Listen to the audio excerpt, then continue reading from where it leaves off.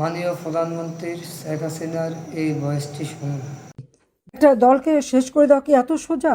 আওয়ামী লীগ তো ভেসে আসা দল না। আওয়ামী লীগকে সে থাকতে দেবে না, আওয়ামী লীগকে নিষিদ্ধ করে। আওয়ামী লীগ যে সে নিষিদ্ধ করে, ইউনূস ক্ষমতা এসেছে কীভাবে?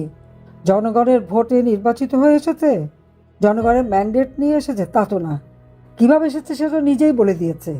সে ক্ষমতা দখল করে, জনগণের ভোটে নির্বাচিত সরকারকে উৎখাত করে দিয়ে ক্ষমতা দখল করে, অর্থাৎ ডাকাতি করে ক্ষমতা নিয়ে হাজার মানুষের জীবন নিয়ে খেলে, হাজারটা সরকারি প্রতিষ্ঠান ধ্বংস করে দিয়ে, আগুন দিয়ে পুড়িয়ে দিয়ে ক্ষমতা দখল করে এত গর্ব করার কি থাকে?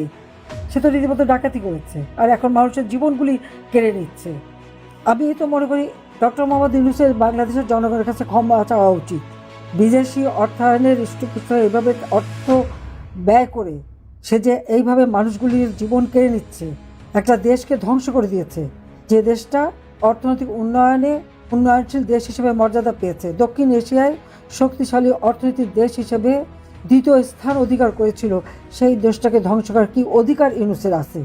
ইউনূসের তো বাংলাদেশের জনগণের কাছে ক্ষমা চাওয়া উচিত, নাকে খত দেওয়া উচিত তার।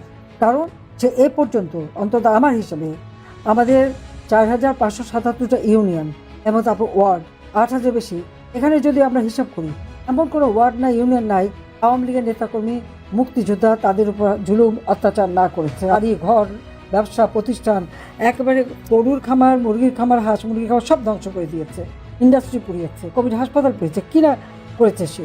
একটা মানুষের উপর তারা জুলুম করে যাচ্ছে।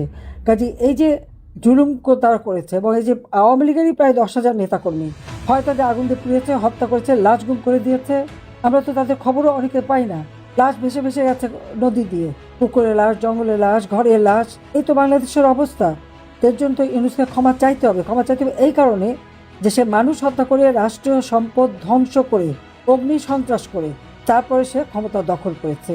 এবং সেটা সে নিজেই বলেছে, তার মেট্রিকুলার ডিজাইনের মাধ্যমে কাকে দিয়ে তার মাস্টারমাইন্ডকে পরিচয় করিয়ে দিয়ে জনগণের উপর ভরসা নাই, বিশ্বাস নাই। জনগণের ভোটে নির্বাচিত হয়েছে, ক্ষমতা নেয়নি, অবৈধভাবে ক্ষমতা দখলকারী।